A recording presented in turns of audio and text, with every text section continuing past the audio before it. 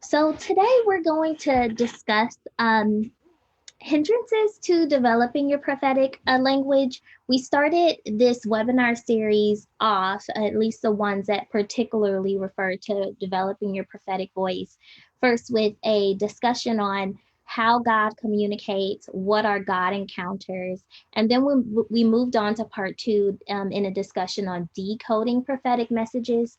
So, what I want to be able to do today is I want us to workshop and really just add all of our voices to the conversation in discussing hindrances to um, to developing your prophetic language. So I do have some things in mind, and I wrote them here on a slide.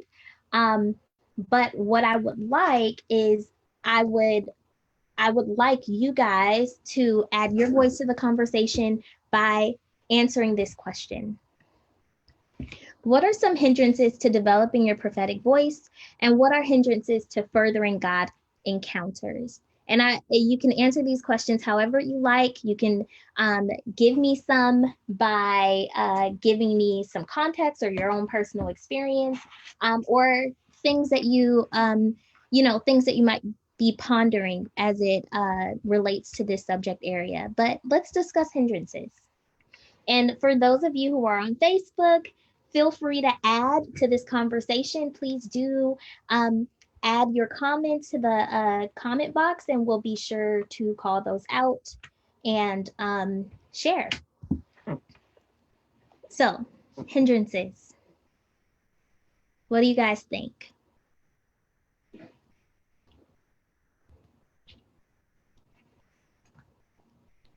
What are some of the things that prevent you from being able to grow in hearing and receiving God's voice? I think for me, it would probably be being able to sit still and wait to listen.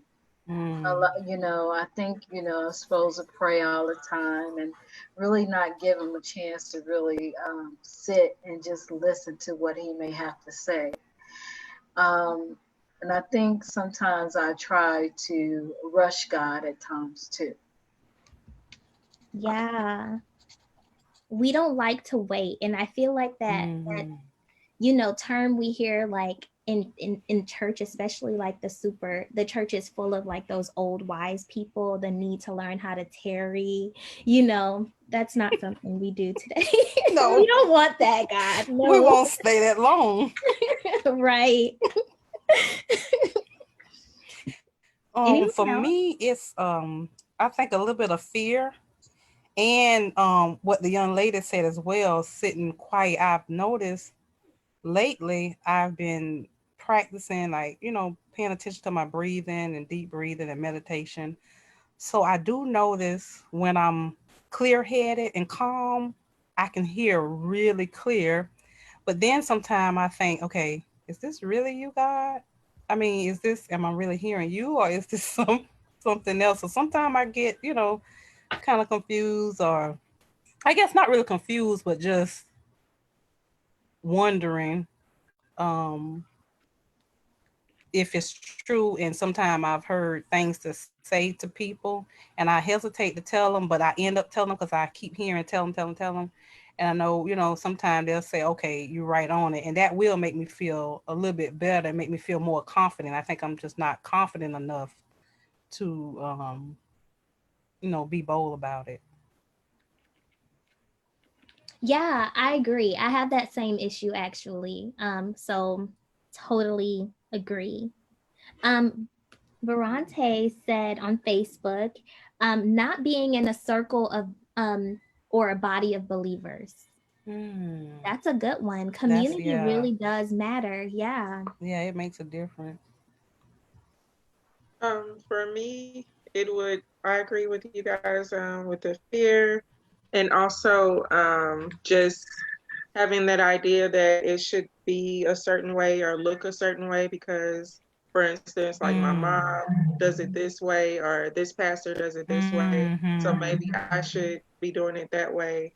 Yeah, that's good. Sorry, I'm writing these things down because you guys have some really great things to say. And some of this relates to the next slide, so that's great. So is there a right way or a wrong way? Is that a thing? Is that an open question? Yeah, yeah. Yeah, I want to go back to I'm not sure. I've been you guys forgive me because I'm moving around as I'm talking. Um I'm kind of all over the place right now, so forgive me. You probably won't see my face, but hear my voice. So back to the young lady who was talking about meditating. Um well, what you were saying was you were getting your head clear.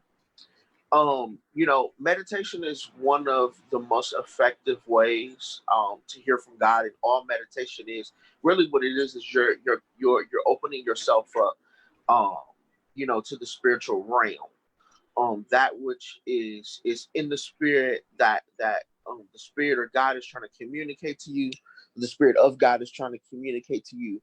Sometimes when we are too and hear me because I want you guys to kind of understand this. Sometimes when we're boggled down, or if we're in a place where we're kind of um not connected to the spirit, a lot of times God is speaking to us, but sometimes we just don't hear him because our thoughts and our minds and our hearts are so cluttered. So what happens is, and clutter is not necessarily because of sin. It's not necessarily a bad thing all the time. It's just how things happen naturally. It's just life. It's just how life works. And so as you clear your mind, as you clear your thoughts, what happens is, before words, what happens is all that stuff that God is dropping in the spirit, sometimes it just gets clogged up. It's not that God's not speaking, but it gets clogged up. And so as you open yourself up, as you take those deep breaths, and as you calm yourself, and as you allow the cares and the ways of life to flow out of your mind and to flow out of your heart, what happens is all those things that were once clogged up, now they start coming, they start hitting you, they start just flowing, right? And that is usually how it works. So meditation, practicing your breathing is a form of meditation. It's a form of stress relief, but it also acts as like a conduit so that you can hear from God, and so that you can hear things in the spirit, things that, if you asking yourself, or if you're in the valley of a decision, once you clear your thoughts and once you clear your minds, a lot of times you'll hear that small voice, and that's the spirit. A lot of times that's the spirit speaking to you. So I was just say, just excellent way to practice really, really hearing what the spirit of God is saying to you. Yeah, this is a really good point, Cord. One of the things that I think a lot of people miss with meditation, though, is, I think the tendency is for people to believe that they have to empty themselves out for meditation to work.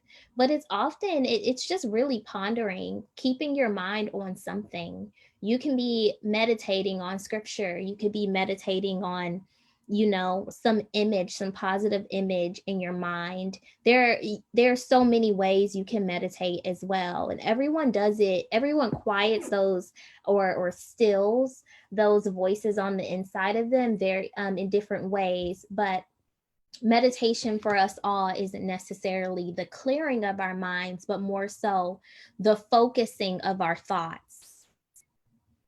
um and that is definitely a skill that's worth developing. It is one of the things that actually brings a lot more clarity to the voice of God in our lives as well. Being able to center our thoughts and being able to focus on one or more things effectively. So yeah, that's good. So other hindrances to developing your prophetic voice, what are some things that stops you from being able to hear God or continue or stay in God encounters? So far on the list we have waiting to listen, As a challenge, sitting quietly or sitting still, the tendency to rush God. We have fear, lack of community, so not being in a body of believers. We have um, uh, differences in method and therefore some bit of comparing that's going on. What else? What else have you guys come across personally? What are your hindrances?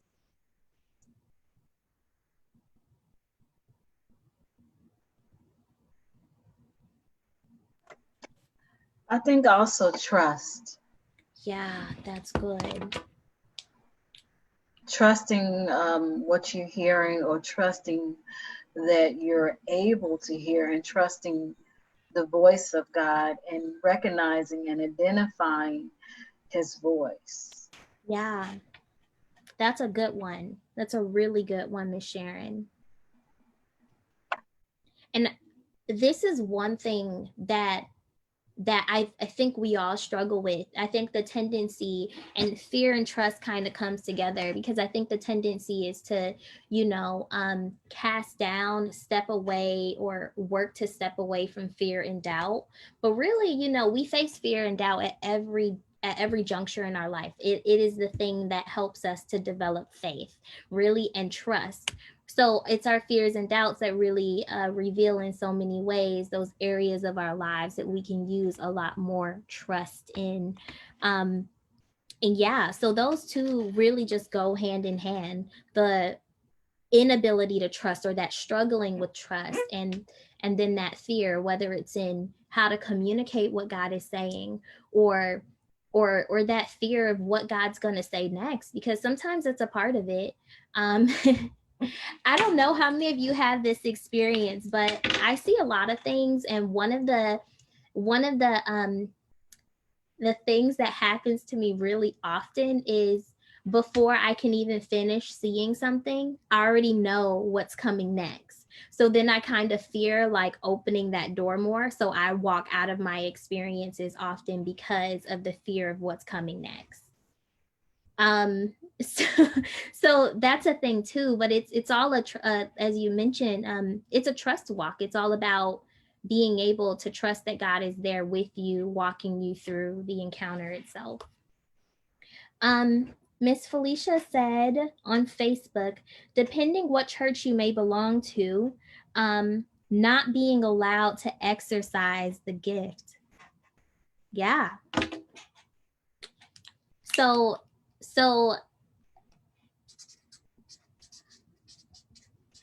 lack of, I don't want to call it practice space, but that's essentially it.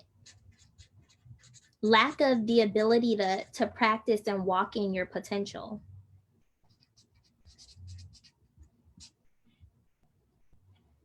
or knowing that you have this gift but developing it. Yeah, I feel like there's a lot that happens when you're developing in any type of potential. I think also, though, maybe the key to getting over that would be to identify that you would be developing for the rest of your life. It's not something that you do once or twice, or a season that you go through. Um, there's really no such thing as a person who is walking maturely in their gift, if you are thinking or connecting maturation with the lack of development. That just doesn't exist. Maybe it's more so the case that people mature in their gift because they are committed to consistently developing. Maybe that's what makes it maturation. Horde. Yeah, I was just gonna jump in. Really good point. Really good. Well, last couple points have been really good. But I was gonna jump in because like you said, it's definitely the key to it is constant development. Um, you know, people who feel like they've reached maturation in their gift are dangerous people, right? Because there are people who are going to eventually stop taking care of the gift, carrying over the gift, and how they use it. That's why you got a lot of prophets and folks out here um, that are quacks. Really, that's where it comes from. It comes a lot of it comes from that deep seated feeling like they've arrived. And so just a lack of humility, all of that stuff kind of stems from that place of having that belief system of, I've arrived in my gift. I've matured in my gift. My gift no longer has to be perfected, because once it no longer has to be perfected, then you no longer need God. Um, and sadly, we have a lot of folk that are like that. I think that one of the biggest things for me in my context and what I've seen, is going a lot of places, because prophets can identify with prophets, and we're talking specifically about the prophetic gifting. And when I go places, a lot of the times I go places and I preach places, and I see people who have the gifting, and they're stifled. And I know one young lady who lived here in Michigan. She had to literally relocate to Georgia to find a ministry, or at least an outlet where she could go and to exercise her gift, because she was connected to a place where she didn't utilize her gift. So if you are one of those people and you're listening and you're like, man, like I'm really in a place where I can't utilize my gift. I don't tell folks to just willy nilly leave their churches. But you have to be in a place where you can be spiritually fulfilled. You have to be in a place where you can be spiritually fulfilled. And the only way to do that, to maintain that vigor and that vitality, is to move, is to find a place and to find an outlet where you can use that gift. So for us, and I'm talking a lot, Latoya, you can stop me at any time. No, you're good. But for us, um, in my fellowship specifically, we have reached a place where we've realized, like, hey, when it comes to hearing from God, when it comes to some of the gifts in the spirit that are associated with the prophetic, a lot of it is underdeveloped. And so what we've done, we've developed an entire prophetic council, um, where we're training around the country, where we're training and equipping people who feel like they have a prophetic gift, and who just need to know more about it, understanding how their gift works, how to hear from God, but don't have the outlet. And I think it's going to take more leaders around the country to realize that, hey, this is an area, this is a deficit area, and to really be intentional about connecting with people and training people. Not all churches are what I call apostolic hubs, and apostolic hubs are places where folks go intentionally to be trained and equipped to hear God and to do ministry in the 21st century. A lot of churches are congregational churches. They just is there for you to go and to experience church, which is good for most people. But if you're in that 5% or 10% of people that go to church, and you actually have this type of calling, you might want to be considered. You might want to consider getting connected with some sort of an apostolic hub, so that you can move forward in your ministry. If not, you'll always feel that lacking. Yeah, this is an interesting point. I agree with everything that you're saying, but I always add a little bit of something else just to slightly play not devil's advocate, because I don't think anything that you said is inaccurate, but there is another perspective in it.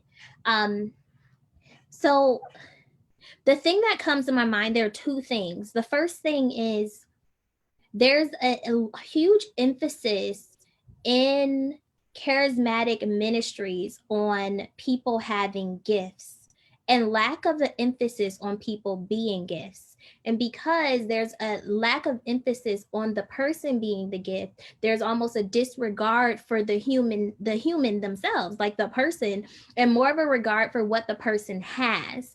And because of that, we think we can actually, that we can get into that dangerous territory of thinking that we have matured and there is no more development in a potential or in a gift, because we're not considering ourselves as the gift. We are constantly growing, constantly changing, and that has to happen for us to continue to make a meaningful mark in the world. And my second thought is, um For some of us, being in a space that exercise our potential is less about the community around us making room for us to exercise our potential, than it is about us being in a space where God, a space that is divinely charged. So I'll give an example of this. I was born and raised in a church system um, that has churches all over the world, really. And then I ended up going to a church that was founded by someone, a minister of that church system. So it was like me being in a constant cycle of being in the same system. Well, I was very much trained to serve God with everything that I had. You know, I've been paying tithes since I was like one, you know, legit, and have been serving in the church for a very long time, very young age. Um, and ultimately, when my God encounters started increasing, that space was suitable only when I was, I don't know, 15ish. By the time I got 16, that space started getting really inadequate.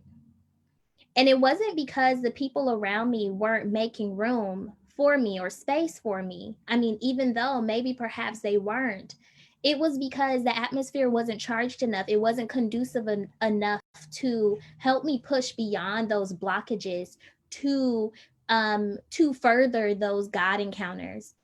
So by the time I had gotten in my 20s and had chosen a church for myself, finally realized that space, I was overwhelmed and overstimulated by my God encounters and could no longer stay in that place. When I finally found a place that I could sit in, it didn't actually take anyone making room for me. It just took me actually willingly going into that space. And all of a sudden, everything that was uncomfortable for 5 years was so comfortable.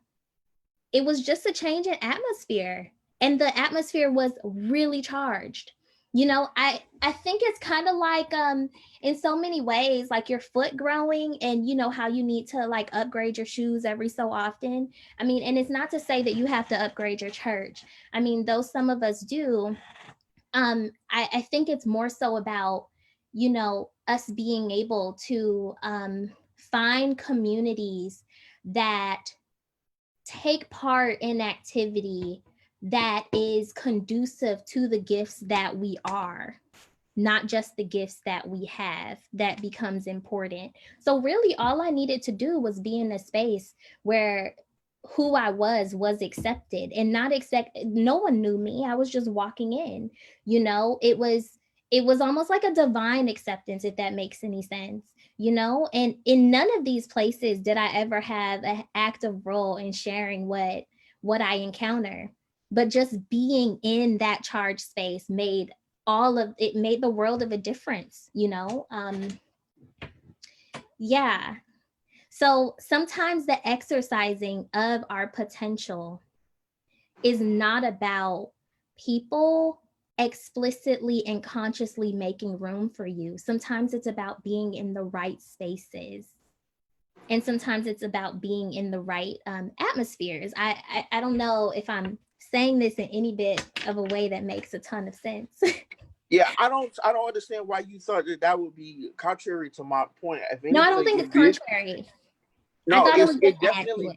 No, yeah, it definitely added to it. I think what you're saying is I think what you're saying is phenomenal, because I think that's something that we like, because we do look for places like, oh, who's going to promote me, who's going to elevate me, and it's not necessarily about being in a space that says, hey, I'm going to promote, I'm going to elevate you, but I think it's about um, and I guess I this is probably different from how you would say it, Latoya, but how I gather it from what you said, is about just being in places like you. Well, I'm not even gonna add to it. It was just perfect, just charged, you know, for where you're trying to go, or for for who you are, So if you're prophetic, how can you sit in a church, um that is like sensationist or that is not prophetically charged. Because what's going to be life given to you, I feel like, is atmospheres that are going to be prophetically charged. Because like I have a friend who sat in the church for like 10 years, and she's like, I know that God called me to do this. I know that this is the area that I'm supposed to be working in, I'm supposed to be moving in. I know that I'm an evangelist, and I know that I'm supposed to be in prophetic atmospheres. God wants to use me like this.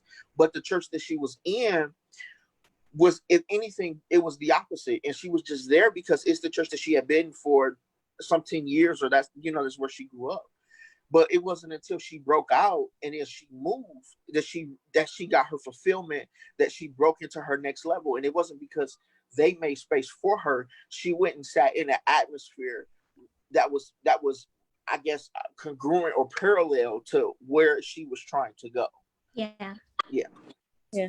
Can I add something? Please. Yeah, so I had to jump on because I couldn't type that fast.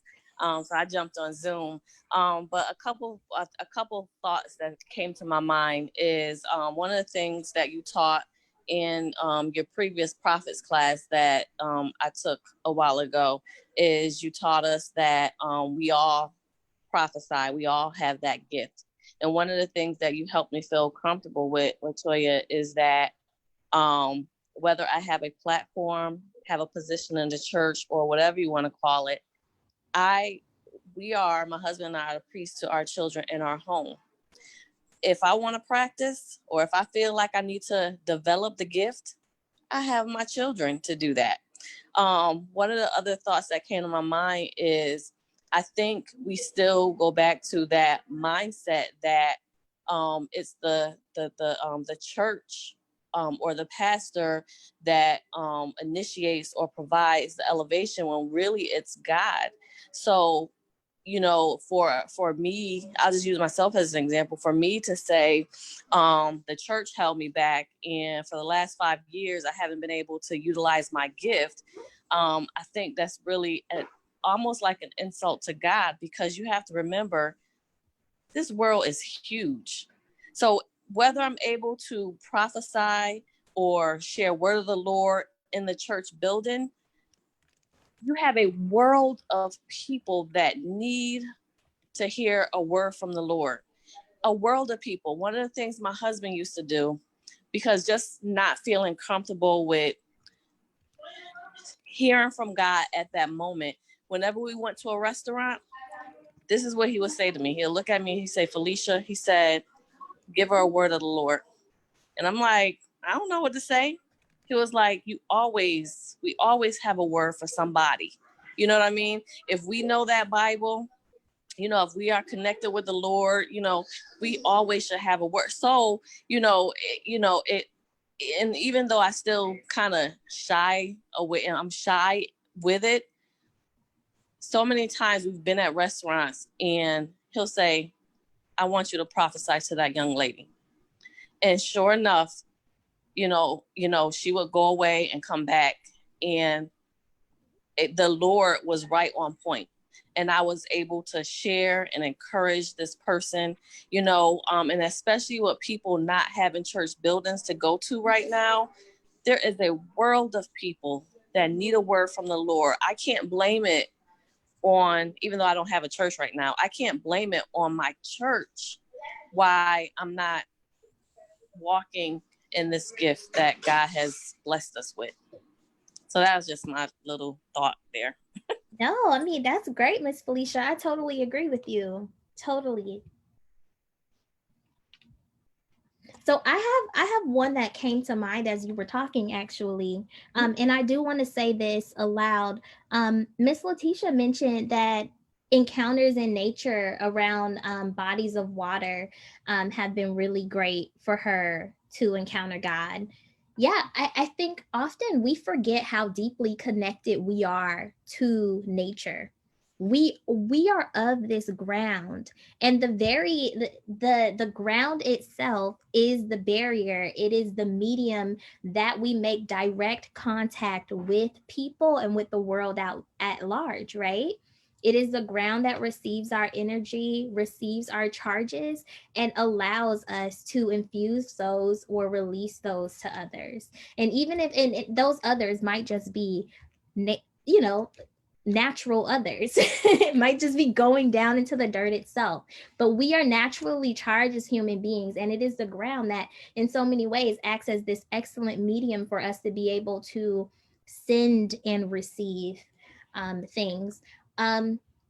So probably around last year, I started seeing actually like healing and deliverance take place using the ground. People don't know that they're doing this. Like, we're so like connected to it. Like, people, we don't know that we're doing this, but like oftentimes in services or in place in anywhere there's like empowerment going on, it's often the case that people are sending charges, like positive charges and healing and like freedom to people, you know, and the ground acts as this excellent medium, almost like the branches of a tree reaching out to others, or like a neuron, you know. um, so yeah, nature, we are deeply connected to nature. We have to start to appreciate that.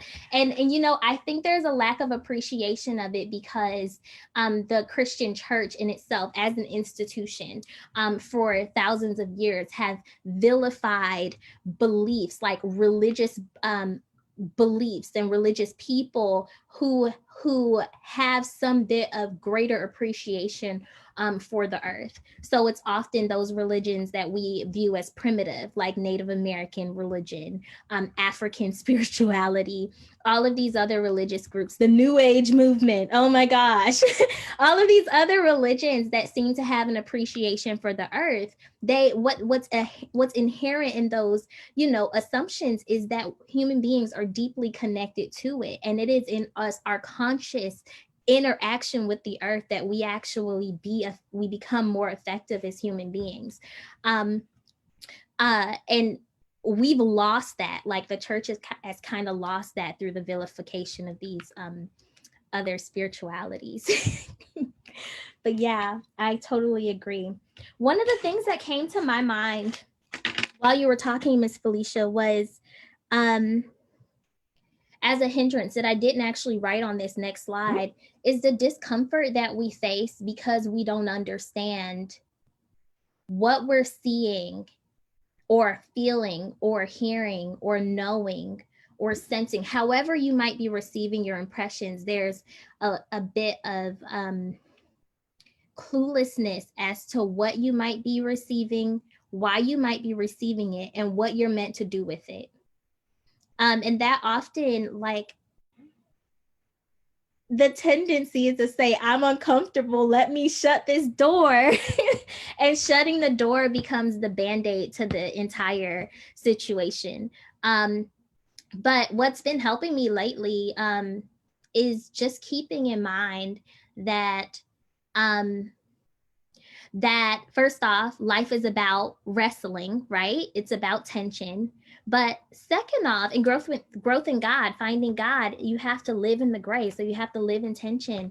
But what's also helped me is understanding that the impressions that we receive don't always have to point to an inevitable reality. Sometimes they point to potential realities. Sometimes they point to, you know, immediate, like present realities.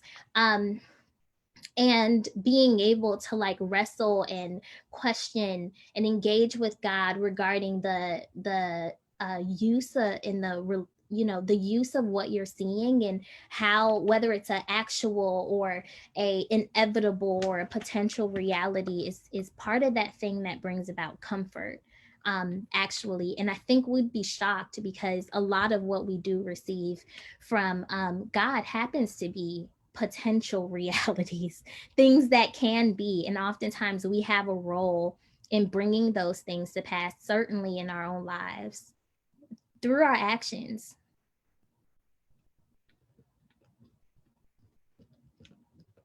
More thoughts on things that might be hindering us?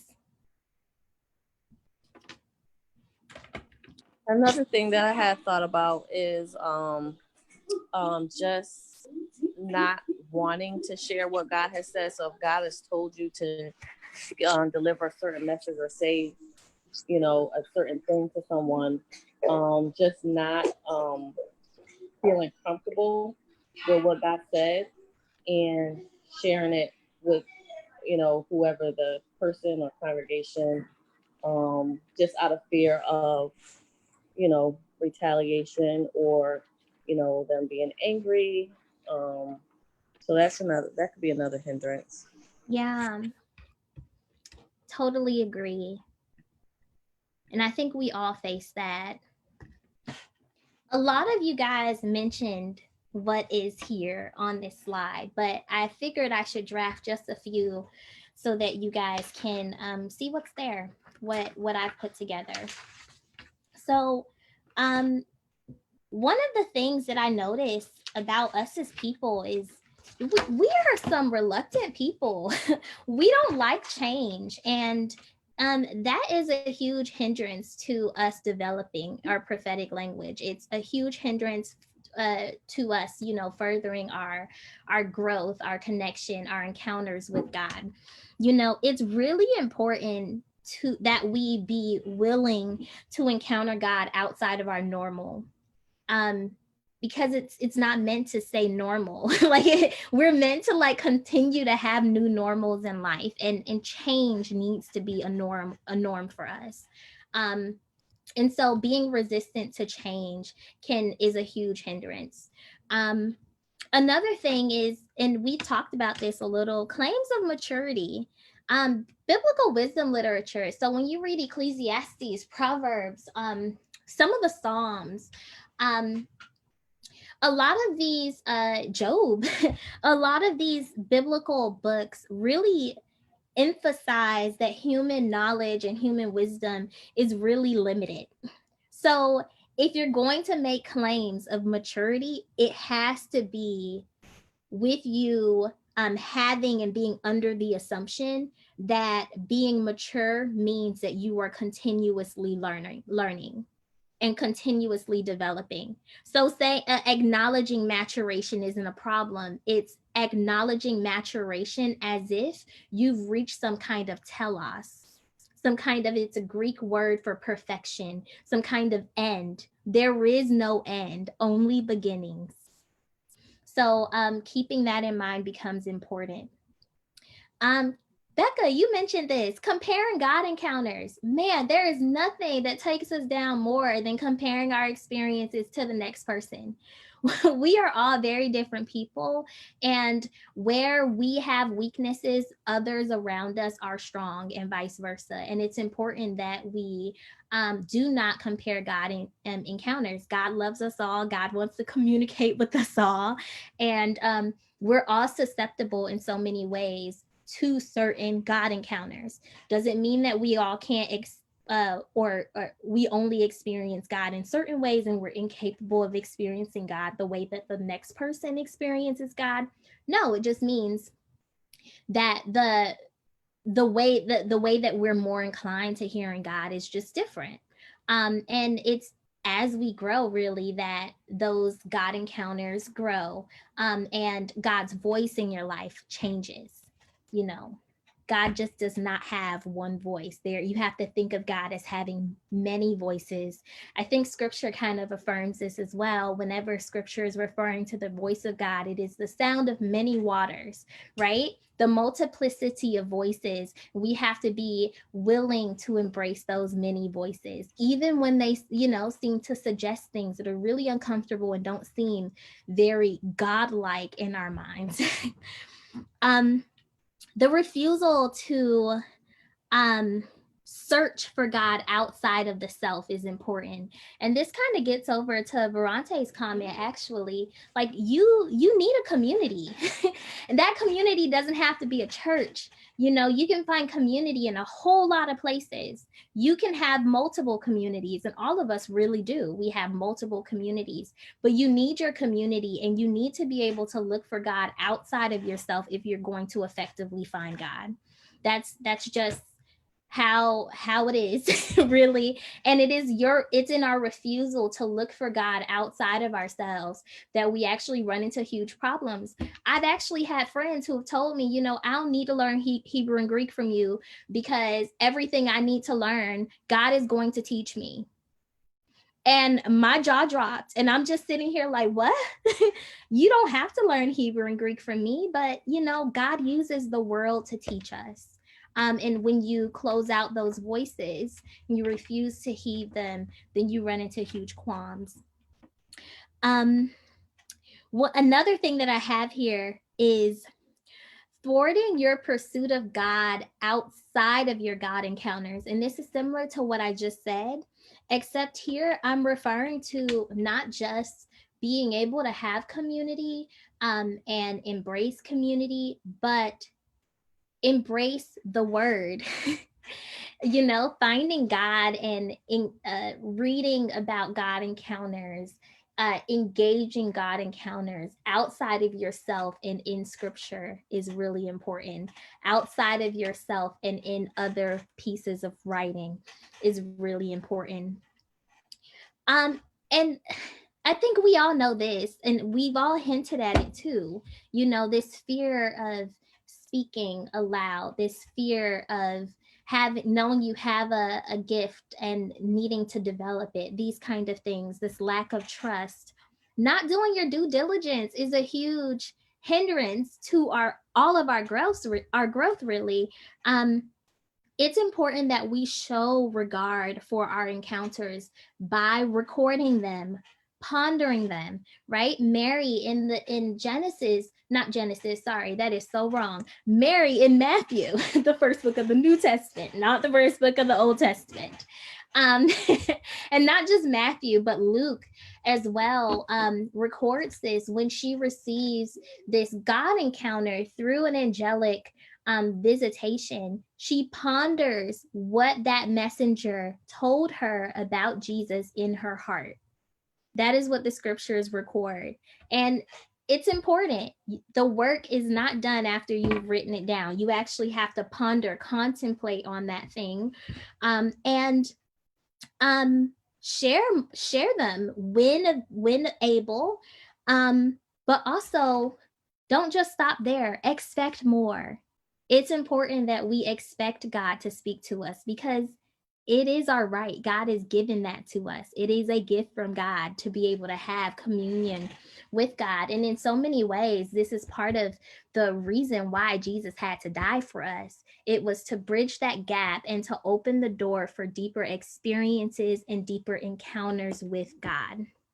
So definitely expected, which brings me to the next thing, lack of expectation. So oftentimes there's this disbelief concerning God and God's desire to speak to us. But in truth, God wants you to encounter God, and God wants to encounter you. So both go hand in hand. A lot of us believe that God has a lot to say to us, but we don't believe that we have anything meaningful to say back. But you do. The encounter goes both ways. That's the only way that proper fellowship and proper worship and relationship actually happens. Both people have to be giving and taking. And so God is a part of that. God is an active agent in your experiences with God, so God wants to encounter you just as much as God wants you to encounter God. And you have to know that and expect that. Also, there is limited knowledge or some kind of extreme understanding about the potential that you carry. And I think Miss Felicia hinted at this, not having knowing you have some kind of gift and not having it developed, right? But then on the other side of that, you have people who, for sure, they know they have like God on a speed dial. They can encounter God in all these ways. And it's also a hindrance because it opens the door to pride and envy. It opens the door to misanthropy. It opens the door to stratification and belittling of others. And that is just as damaging to your walk as anything else, as what happens on the opposite end when you have limited knowledge of your potential, which is like fear and doubt, right? Insecurities, things of that nature. And last but not least, the refusal to explore new rooms and new realms, right? There are more than three heavens. There just are. And this is a knowledge that you only get when you're willing to experience those. I mean, I there's so much that we do not know, and it's important that we are willing to step out and engage what we don't know. It's important, equally important, that we embrace new perspectives and that we are willing to find God in the places that we never thought God would ever be. God is in the gray. You have to live there too. And in so many ways, our humanity in itself is a consistent reminder that we have to live in the gray, right? Our humanity that is prone to sin and prone to lust and prone to, greed and prone to selfishness. It is a reminder that we are earthly and we are gray. God encounters us there and we encounter God there. And it is important that we take all of that in, embrace every bit of our humanity because God made us this way for a reason, and that we find God in this gray world because there is nothing black and white. Light can be darkness, darkness can be light. And the more we encounter God, the more we will start to be more confident of that. And if I can just make this point in itself, it's our very poor and rigid perspectives of the Bible and of what constitutes light and dark, and this tendency to see God as black and white and the law and the word as black and white that has actually increased social inequity in our country. Think about, like, we're all black here. Think about the color of our skin. Why are we called black? Why are the oppressors called white often? White is connected to everything light and angelic and godly, and black is connected to everything dirty and filthy and evil. And this is it's so deeply infused in our culture, and not just here in the United States, but all over the world, even in Africa. I watch Nigerian films because they're hilarious. And I love the really ancient ones with all the African spirituality because I study religion for a living, and it's just great to watch. But in these films, it's often the case that Jesus is white and he comes to save the black people. But guess what color Satan is? Statues are black. So people are looking at Satan and they're looking at white Jesus stepping on the head of black Satan, stepping on the head of the person, the image that looks most like them. So the Bible in so many ways has been used really poorly, and our limited views of God and the world have been it's been abused to the point in which it's led to the oppression of not only people of color, but gendered bodies, people with varying sexualities, people with varying classes, people with varying religious beliefs. Inequity exists everywhere, and the Bible has been used inappropriately in so many ways as a way to perpetuate it. I mean, there is inequity in the Bible too. Nonetheless, because it's there and because people refuse to live in the gray, we refuse to see the world as not this black and white place, we just continue to perpetuate these injustices. So, questions, comments, concerns?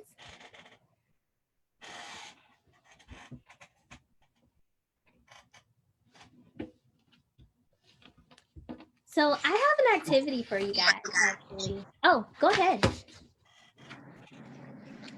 Oh no, I'm just sitting here. I'm just sitting here listening to um a lot of what you said, and a couple things stand out. But really, I just want to kind of like just kind of add, you know, this type of conversation can't go on in every circle because some most people are too religious, to be able to take this kind of conversation. But I think that like the kind of the stuff that you're saying is extremely challenging to a lot of people's tradition, Yeah.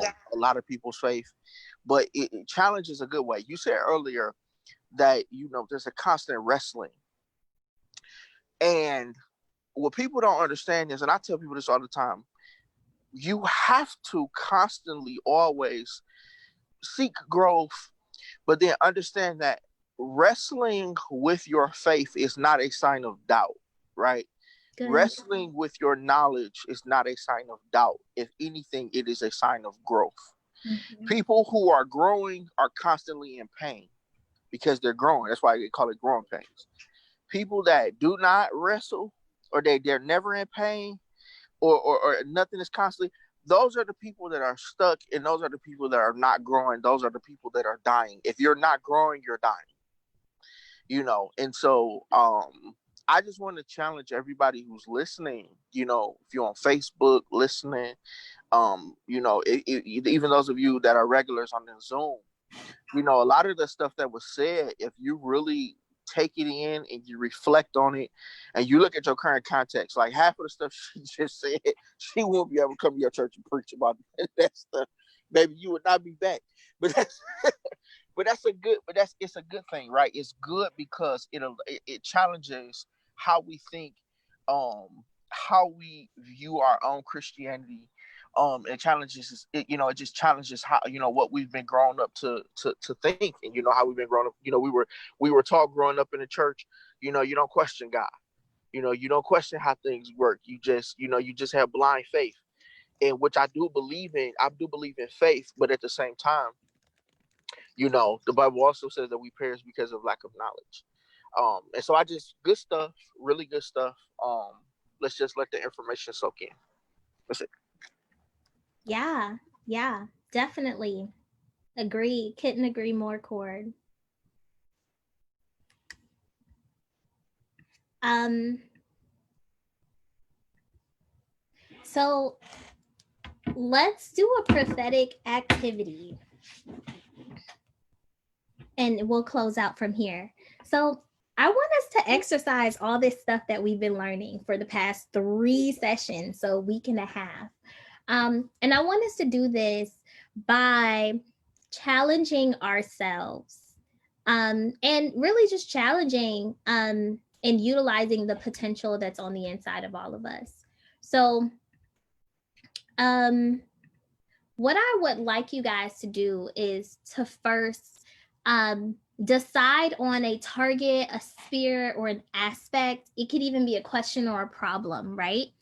That you want to contemplate or think on, right? So, and it could even be just something in general, like, what do you want to say to me today, God? Or it can be, what do you want to say to me about my household? What do you want to say to me about my church? What do you want to say to me about, why I'm such a toddler when you tell me to do things? I don't know. Whatever it might be, but you need to decide on a target, some kind of target question or problem. Then step 2, you're going to ask God to reveal to you something regarding that question or problem. Then we're going to take like 60 seconds, some time to quiet yourself. Then another like maybe 60 seconds to write down all of the impressions that you get. And then I want you to share at least 1 or 2 of them. Does that make sense? These impressions can be anything. It could be, an image that comes to your mind, a thought that comes to your mind, a feeling that you have, something that you smell or taste. It can be a memory that comes to your mind. It could be anything, really. But yeah, are you guys ready for this? So If you can join us on Facebook, join us in this prophetic activity. We are going to be silent for at least 2 minutes to get this done, and then we'll come back and we will discuss our thoughts and conclude the webinar.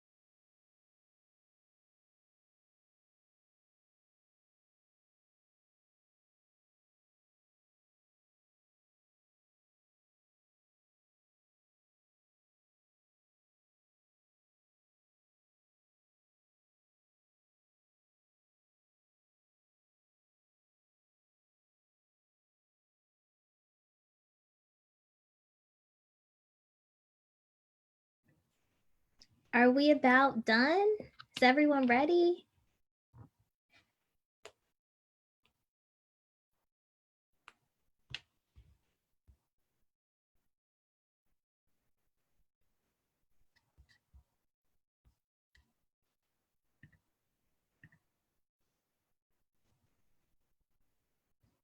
Okay, I got one ready from Facebook.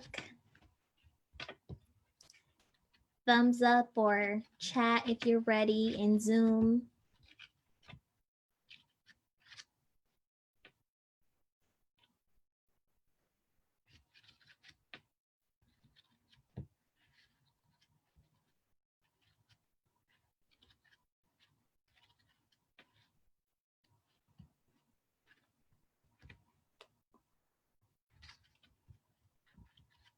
Okay, we got some people ready here in Zoom. Awesome. So we'll go ahead and start. So who wants to go first? Let's share. And actually what I got was related to what we're doing like right now, which is kind of fun. So, but I want to go last. So who wants to go first? Ferrante, would you like to go first?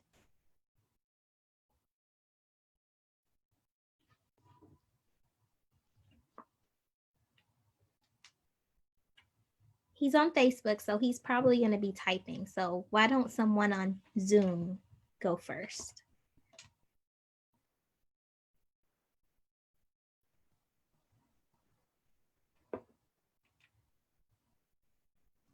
Don't be nervous. It doesn't have to be the whole experience. It can just be one thing. Or you can share how the experience was if what you got was deeply personal.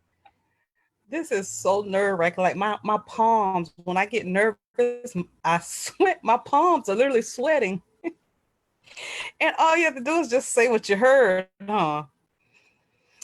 Believe me, I Okay. know the feeling. Like, even to this day, sometimes I hyperventilate when people ask me these questions. Like, literally hyperventilate. Yeah, my chest tight too. Try You not got to this. pass out over here. I'm trying not to pass out. I mean, it's simple. I mean, I one of the things that's been on my heart lately and seeing what's going on and looking at the news. Sometimes I don't look at that much. But for a long time, I always wondered, but I never asked the question. I always wondered why white people act like or feel like they're powerful or I guess inferior, if that's the word for it. So kind of that was my question. And I asked him to reveal something to me because I've asked before and I really didn't hear anything. But I heard that when I asked the question, I heard that they're not. I'm all powerful. Watch and pray. That's good. So that's what I have. Yeah. And the word that you, I think it's superior, not inferior. Okay, yeah, superior. But yeah, no, that's good. Watch and pray. There's so much happening in the world today, especially when it comes to racial inequity in the United States. Even the more people are still being hurt in protest in Yeah, this country very daily. unfairly. Mm-hmm. Yeah. So it's great that you got a word for today. Yeah. Felicia, would you like to go next?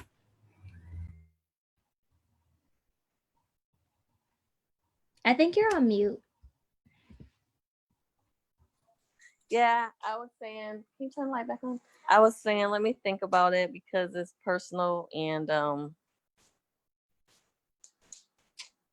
yeah, I have to pass since I know this is gonna be on Facebook. Well, why don't you just share about not the experience itself or what you got, but how did you feel doing the activity?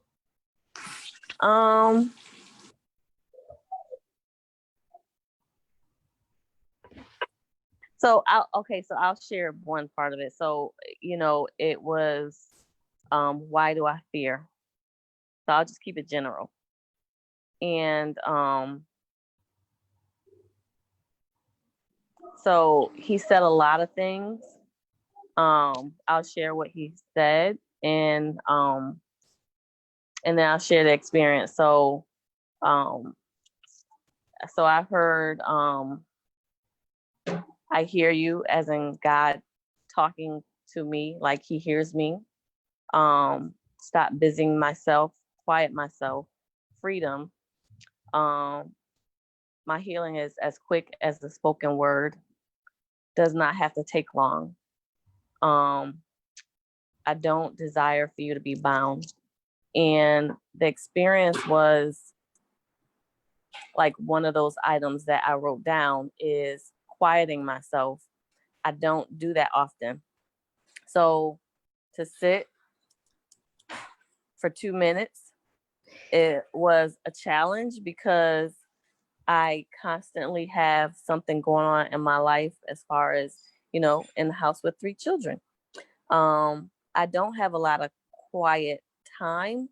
And when I do have quiet time, getting anxious because I feel like I need to be doing something, listening to something. I never have total silence because I feel like I need to be ingesting something, if that's the right word. Like, I feel like I always need to be in a place and space to, whether it's listening to the Bible or listen to a sermon or watching a video to help me to grow. But I don't necessarily think that that's always the answer too. So to sit for 2 minutes was hard. Yeah, I know the feeling. Yeah. It gets better though. It does. You just have to force yourself to do it. It's 2 minutes today, it's 3 minutes tomorrow. And set a timer, set your alarm clock, if it takes that. Core, do you have anything? Can I say something, Miss Felicia? Yeah, go ahead, Miss Letitia. Miss Felicia, when my kids were little, I have 3 kids as well. They young adults now, but when they were little, and I was always over the place, and I'm one that my mind is always moving. There's always something going on, but he has always been dealing with me about being present. And so what I had to make myself do was put them to bed at a certain time, and I would make myself. First, I started in the tub. I would get a book, started reading, a candle, calming myself down. But I started practicing doing it till it got to be a habit at that time. They would go to bed a certain time. Then I would use that time as my quiet time, whether I was going to take a bath or read a book or just sit and try to be quiet. Which, it is challenging, but it just like a lot of practice. Yeah, thank you. That's, so I think I've tried that before. So what ended up happening is in the evening time, I end up falling asleep. So my intentions are there, but I end up falling asleep and then now I'm guilty. And so I'm like, I don't know. I've tried that too. Yeah. The sleep is good too. You're resting. Sometimes that is a part of it. No lie. You're right, Yes. Miss Letitia. Sometimes you just need some rest. Yeah. And somebody said this and then I was like, yeah, that makes sense. A lot of us complain about not dreaming, but most of us don't get adequate sleep. So how do we expect God to reveal God's self to us through dreams if we're not sleeping? So, that might be a part of it. Just don't do it every time, but open yourself up to other God encounters. But and I don't know if it was Miss Letitia that, and maybe we could talk about it offline, but I heard you guys talk about meditation earlier. I've never actually meditated. I don't know how, and because the church world has made it spooky, I've never engaged in it. So if you guys have a website that you feel is good, because they connect meditating with yoga, and then they say yoga is not good, and so I'm like, y'all just so whoever was talking about yoga, I mean not yoga, meditation, I'd be interested in just kind of getting a website or some more information after the class. yeah, I think it was core, but what we just did right now is a form of meditation. So that little 2 minutes, that's meditation in itself. I would even say, like, do it in a self-empowerment way. Talk to God while sitting on the counter, looking in the mirror in the bathroom. Booyah. It works, man. It works. Like, somehow there is this inability to suspend what's going on outside of your bathroom. and outside, you get beyond looking at yourself in the mirror, and you just end up having candid conversation. You come out with some really interesting God stuff, you know. But yeah, what we did here is an example of meditation. And also, you know, church, what happens in worship at church is also can be a form of meditation. If you sing, start off with sing song, you know, start off with little banter as you would anybody else, like, hey God, how you doing today, kind of thing. You know, it's all just make it informal and make it fun and get rid of all your distractions. Make sure your bed is not in the room you do this activity in or this meditation in. Make sure your phone is away from you. Your TV is unplugged. If you must, unplug it. If you got to shut down the internet, shut down the internet. You know, and you know, work through it. But this is just one example of meditation. There are many others. And Cord, I think he is off the line now, but I'll shoot him a text, and you know, I'm sure he can provide some other aspects of meditation as well. So Ferrante said, why do I feel stagnant in my career? That was his question. And then his answer is God is reminding him of his priorities and that things will fall into place at the right time. That's good. That's good, Bronte. And mine was interesting, and I'll kind of just take you guys through how I got it as well, so that you know one part of my process. So I see a lot of things. So oftentimes, well, it's not always seeing, but almost every act of sense goes back to seeing. So seeing is probably my most dominant sense in that case, because I can hear something and then I'll see, or I can see and then I hear and then I smell and then I see. I don't know how to explain it. But nonetheless, saw ground like dirt, something go into the ground, a flower come out of the ground. Then saw some person reading Bible. I saw some aspect of worship. I saw people gathered around, smiling in some form of community. And then I saw a mouth speaking. And while I'm seeing all of this stuff, the decoding is happening simultaneously. For me, I think it took years of practice, but decoding, it used to take me a really long time, and now it's almost instantaneous for the most part. So what I was seeing pretty much with the image of the ground and the thing being placed in it and something coming out of it was just this aspect of deposit or harvest in this time period. And one thing that I've been getting a lot of, even from like last year about this year, is that this is like a year of ambiguity. How we fare, like how well we do in this year will be based upon, you know, our own actions. It's based upon how we handle various circumstances and things of that nature. And I think this whole aspect of depositing and harvesting is a part of it. So it's the pursuit of God. Like that's what that's being described there. The Bible reading, the worship, the community, and the sharing. The sharing itself is the deposit. So it's almost like circular. Like I started out with deposit, like this circular language of something going in and something coming out. And now that last aspect of the pursuit of God and the willingness to share as being in itself the seed that is the deposit for a good harvest. So yeah, that's what I got. And you guys all just did that. So congrats. Questions, comments, concerns before we conclude? Thoughts?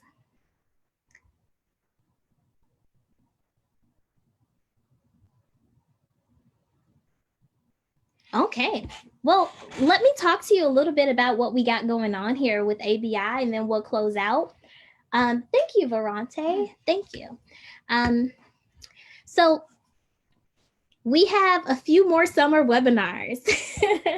And these webinars are free of charge this Saturday. I'm really excited about it. It is our Come Ask and Grow With Us session. It's an open session. It's a Q&A session where you come in, you ask whatever you want to ask, and all of us get a role in sharing. All attendees, we're asking that as many of our professors and as many as our board members come as possible, so that we can all engage in meaningful discussion, and there could be ample people here on the Zoom to share and answer. So this isn't just going to be a question and answer session for teachers of ABI. It is for everyone, and everyone's voice and comments and answers to these questions are welcome. But you can ask anything. You can ask things about, the prophetic, since we've been talking about this is entire time. You can ask things about ministry, since last webinar series was all about ministry. You can ask things about how to study the Bible more deeply, how to do word studies. Why is it important that we do this stuff? You can ask us questions about our future classes, and why we exist. It doesn't matter. Ask us anything. We will work to answer your questions. And if we cannot answer your questions, none of us are afraid to say, I don't know. I'm not afraid to say it. So I'm going to let you know if I don't have an answer to your question, and then I will look for an answer to your question and I will send it to you via email. Okay? So come on Saturday, 11 a.m. and join us for that Q&A session. And then starting on Monday, we'll have a prophetic intercession session with Onika Stewart, who is a professor of New Testament here. And then starting not this coming Saturday, but the next coming Saturday, that Saturday and that Monday, we're going to have an open house where you can come, you can meet our instructors, you can come and talk to us about individual classes, and you can register for your fall classes right then and there and get a extra discount for coming to the open session and registering there. So you can actually talk to us personally. We're going to have instructors in breakout rooms if you want to have personal conversations with them without other people. And it's just going to be an intimate, fun time. We're going to be available during these hours. So on Saturday from 11 a.m. to 2 p.m. and then on Monday, the 17th of August, 6 p.m. to 8 p.m. And you can just come in and we'll place you wherever you'd like to go. Registration is required for these meetings, not the open house, but the other meetings, but it's free and you get the Zoom link. Last but not least, well, maybe second to last but not least, we have fall classes that are available. Registration opened last Sunday. Really excited about registration for these classes. It's going to be a really great semester. We're offering quite a few courses. All of our instructors, all 6 of us, are teaching at least one course. And we have a variety of courses for you, regardless of who you are. So if you're a creative and you do things in the arts, or you are a writer, we have classes for you such as Prophetic Artistry 101, Book Writing 101. If you are a media person and you want to learn how to work your business on social media, we have Be Social for you. If you want to learn biblical languages and you want to be empowered to be a translator of the Bible for yourself, take our Hebrew and Greek course. It's going to be great. And there are a few other fun classes that you can take, like Bible, Sex, and Other Texts. This is just a part 1 of the course. I'm teaching it, and we are going to dive into everything, like everything. We're going to talk about sexuality. We're going to talk about the euphemisms for sex and sexuality in the Bible. We're also going to talk, though, and have really candid conversations about social institutions and social norms of the Bible that help bring us the understanding that we have of sex and sexuality in the book. But we're also going to read other texts, early Christian and early Jewish texts that think about sex and sexuality, and also gender in that case. I don't know if you guys know, but there's a story in Judges, Jephthah's daughter, I believe it's Judges chapter 6. She's a young girl who actually mourns for 2 months in a mountain because she will never lose her virginity. She mourns her inability to become a woman, because being a woman in the ancient world was about transcending from maidenhood to womanhood via the loss of one's virginity. She loses that ability because her father has to sacrifice her. We'll talk about what that might have meant. And she mourns for 2 months as a result of it. You know, there's wild stories like that we'll get to talk about. So register for our classes. They're going to be fun and they're affordable. We also have certificate programs. We have 6 of them and a ton of various things that you can specialize in. All of the certificate courses take between 6 and 12 months to complete. There are payment options as little as $60 a month, and they're really flexible. So come in and learn with us, get a certificate as a result of it. Questions, comments, and concerns about what we offer? Okay, well, thank you guys for coming to this session. I really appreciate all of your feedback. Thank you, Verante, for all of your feedback here on Facebook. And we will see you on Saturday at 11 a.m. Thank you guys. Bye. Thank you. Bye.